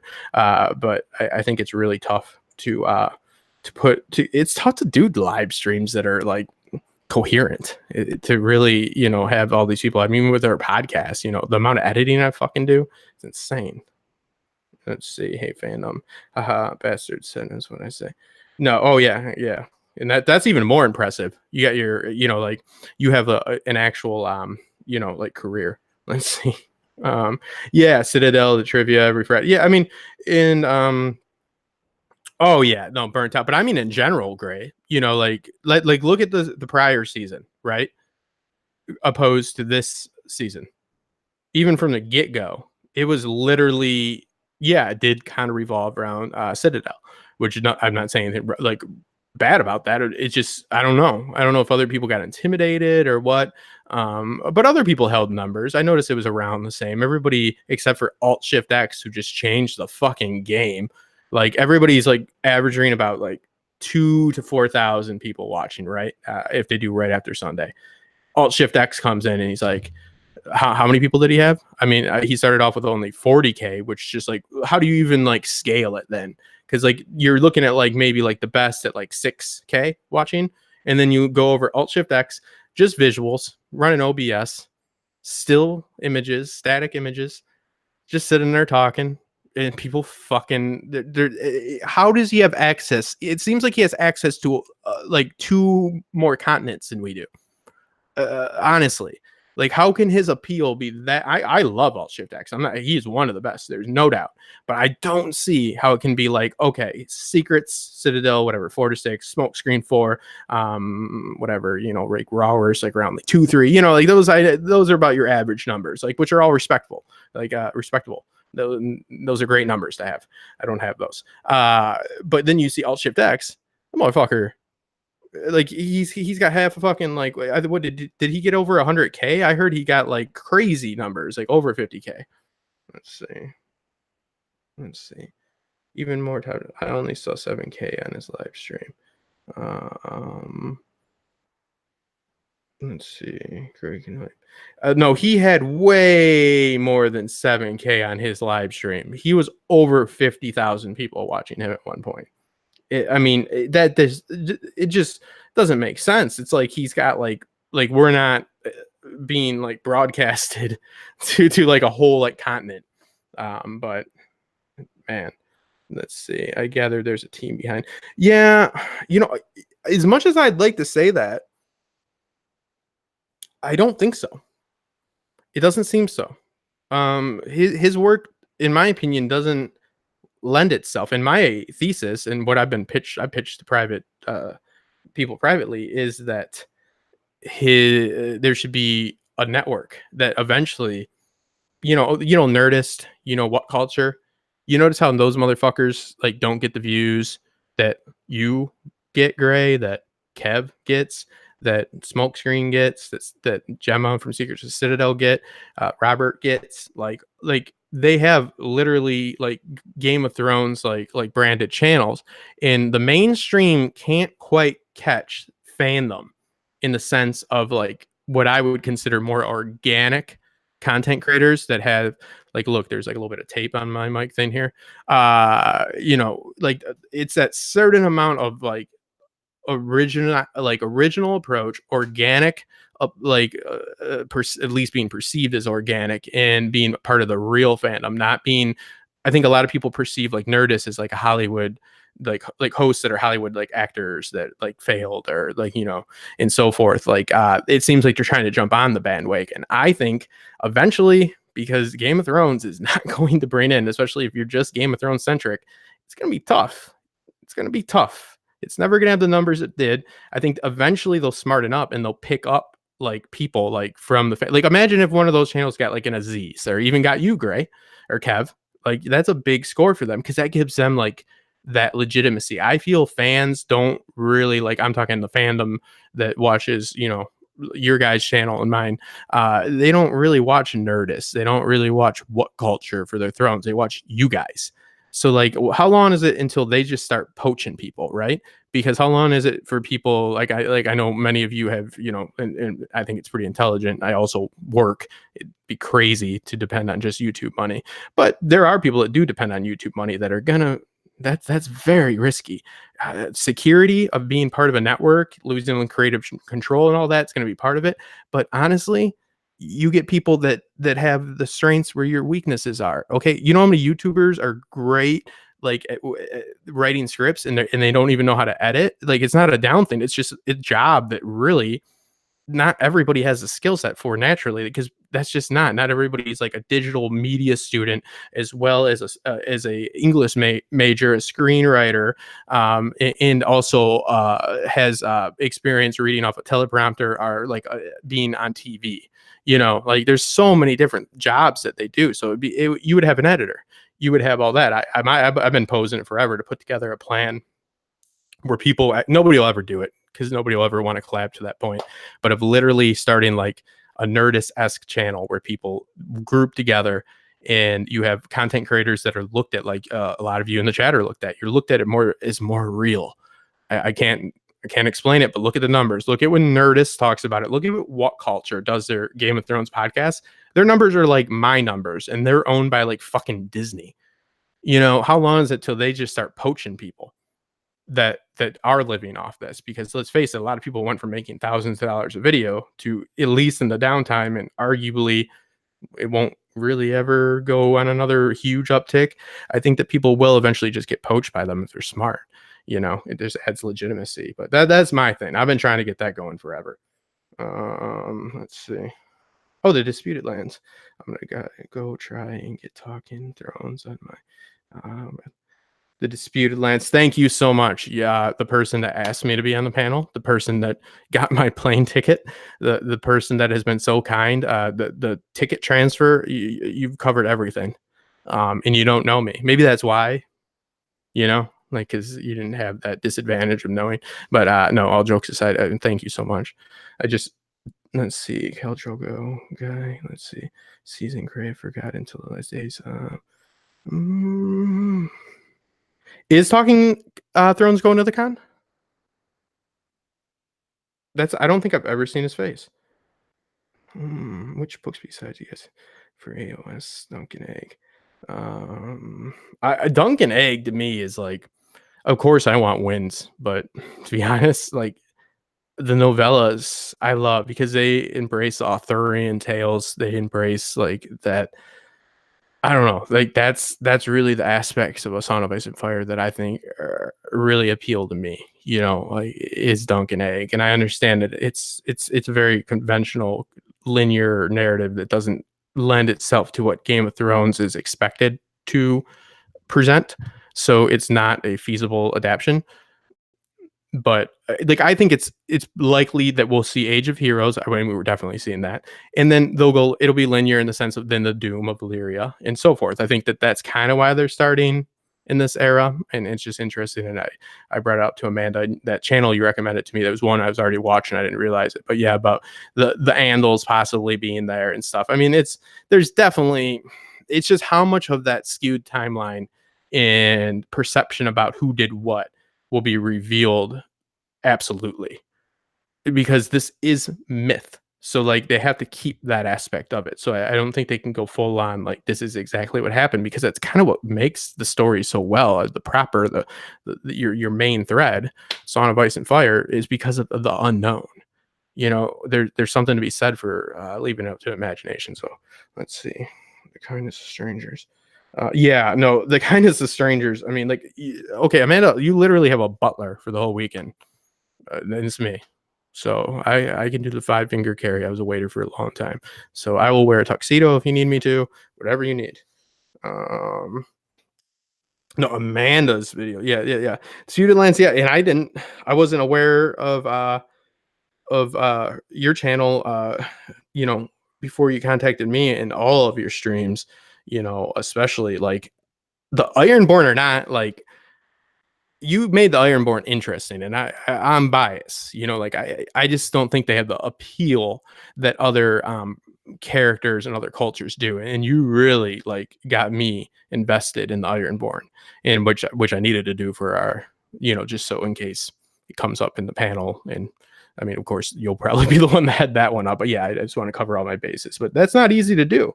Like, mine George R. R. Martin took some times off wins winner. Took some times off of wins of winner. That's a hell of a thing to say. I love you, Kane, but it's man, he needs to get that book out. I mean, I wouldn't mind either. I mean, Dunk and Egg, I think it's just a great story. It's just a classic story that I think will really live on for a long time. It's got a lot of longevity to it, but it's not. And George can do them quicker because it's not him fucking around so much, which is good, but it doesn't have a lot of output, his method, because he gets, down rabbit holes. He's essentially me, but much, much smarter. Well, let me be clear, much, much smarter, but meaning like he'll go down a rabbit hole and get like very like enticed by this culture or character. And then he writes a whole fucking thread about that. Again, much, much smarter, but I am skinnier. So let's see. Yeah, I mean, yeah, oh yeah, Victorian. I'm saying the Ironborn's lore as a culture, like we have, like I think the book you're on is in my top 5 characters. So definitely, like I love the individuals within the Ironborn, but the Ironborn as a culture is something I was never like huge on. And then I did no bullshit. Your videos, Amanda, are fantastic, and I really like to, to see like how people explain their existence, meaning like their pre-creation. They're not Andal, they're not first men, they spawn from the water. Like it's very interesting because it's like it's very telling, because usually mythos and in these folklore is always made after the fact. So it's like how they see themselves is very telling to see what people's mythology is, So let's see. Run Amanda, fighting words, Amanda Kane, Duncan Egg. Oh shit, Duncan Egg is overrated. How? I wanna what? Don't ask me any questions about it. The Natural History Museum in Raleigh's good for your visit. I know you're coming into my adopted state. You want to know what? You go and read Dunk and Egg and sit down and pay attention. No, see, that's a good example of just, you don't like what I like. Well, you're wrong. No, you like what you like. It is what it is. I think that they're very, first off, you can consume them. It's almost like bite-sized George R. R. Martin material, right? Like it's not tackling dance or Feast for Crows and stuff like that. So yeah. No, you can't. To say that somebody is wrong for not liking what you like is the most ignorant thing in the world. To say that some absolutes is getting a little bit out there, but yeah. No, Dunk is a good guy. I don't, the funny thing about Dunk and Egg too is like, I mean, how much do you guys really think that those tales, I mean, yeah, they embody the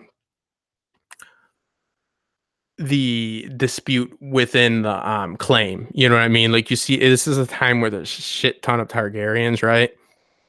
So you kind of see them in a different light. But as far as like the different perspective on the Targaryens, and then you have the insight into the small folk, of course, I would say only Bloodraven is what you get a deeper sense of. And by it, and I love them, but I'm saying like that's again another thing. Like it's not as telling as some of George's other stuff about like the big questions. Like how many big questions is my question? to be redundant, to you guys, does Dunk and Egg, and again, remember, I would rather see them over anything, and I love them, and I own them on digitally, I own them paper. I got the proof behind me. But how much do you really think they add to like the big questions? Like the big questions, meaning Night King, Children of the Forest, the Starks, Brand the Bill. You know what I mean? Like stuff like it really, it's mostly a commentary on the small folk in an age where there's an abundance of Targaryens, so you get kind of the War of the Roses feel. Arthurian, it embraces a lot of that.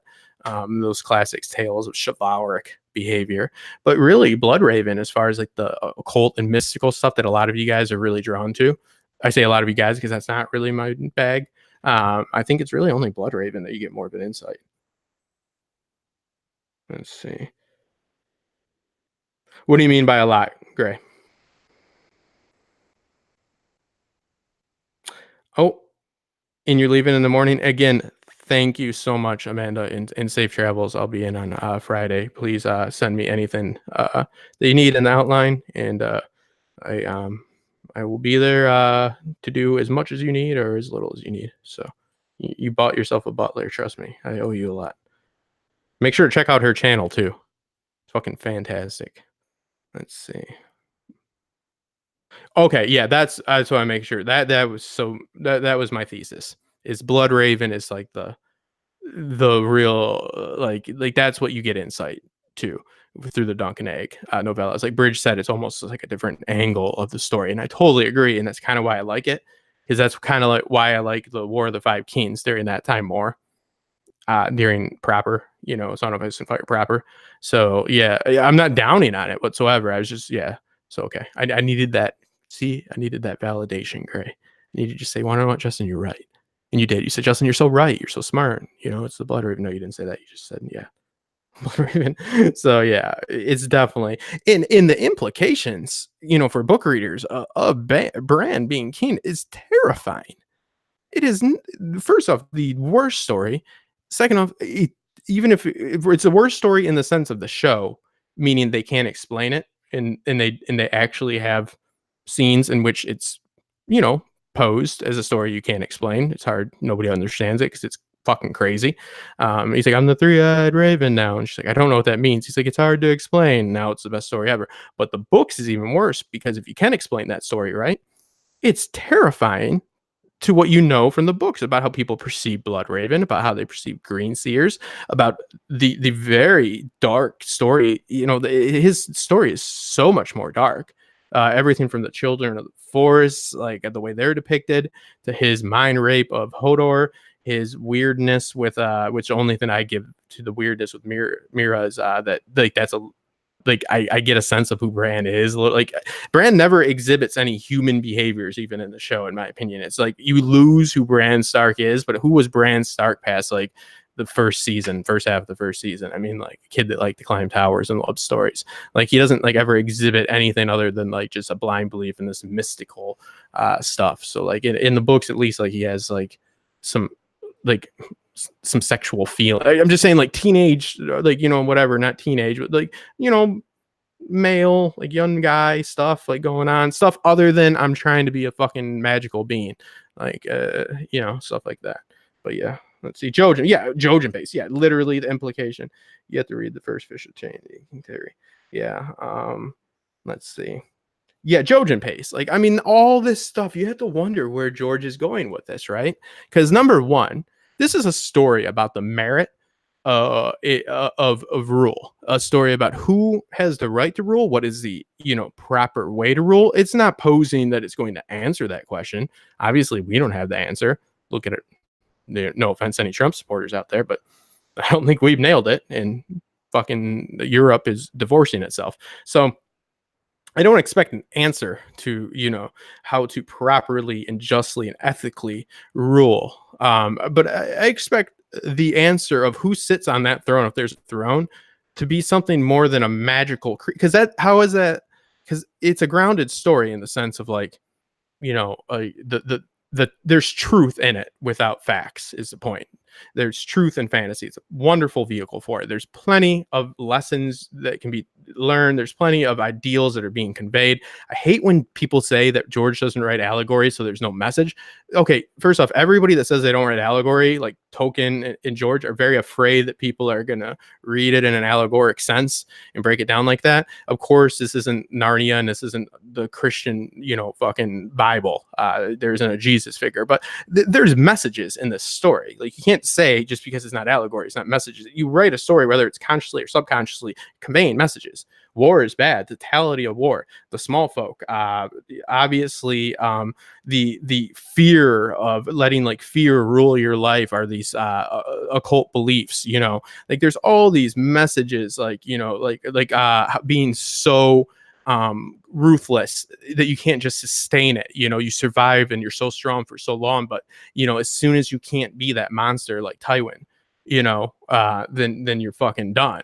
Especially when Cersei's your daughter, but also the questions of like, well, what's the difference between the Red Wedding and killing all these people on a battlefield? So it's like, it's balanced. My point is, okay, what lesson do we have? And it doesn't need to be okay. What is he saying by giving us a magical being on the throne in the end?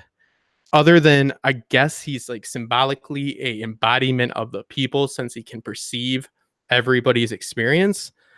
I mean, it seems like a cop out, right? It seems like an odd message. It's like, well, what do we do about rule? I guess we get a magic person. Again, didn't expect an exact answer, but I find that an odd choice. Let's see. Cardinal, yeah. Let's see. James Chatters. Yeah. I gotta believe, guys, that Bran's gonna be Kane. I think that broad strokes are broad strokes, and I don't think that's a broad stroke that you change. I think okay, first off, the mediums, I cannot stand when people just are so focused on the books are more descriptive and stuff, because they're fucking books. That's what they do. Watch Outlander and see how much you like a voiceover for everything about it, internal fucking emotions. It's different medium, not better, not worse. But how do you do it? Yeah, I mean, and he is a genius, but he had the broad strokes of this story right away. So he figures that Bran's now there's foreshadowing for Bran being Kane and stuff like that. But like every single event that like Gray just confirmed, that Blood Raven is definitely like foreshadowing like Bran's situation. Which, I mean, is Blood Raven's situation considered to be like a positive thing? Not amongst the people. It's validation within your story, and then it's validation. Like, okay, Darth Vader is somebody that is validated to the audience, meaning he has redemption with the audience, not within the world.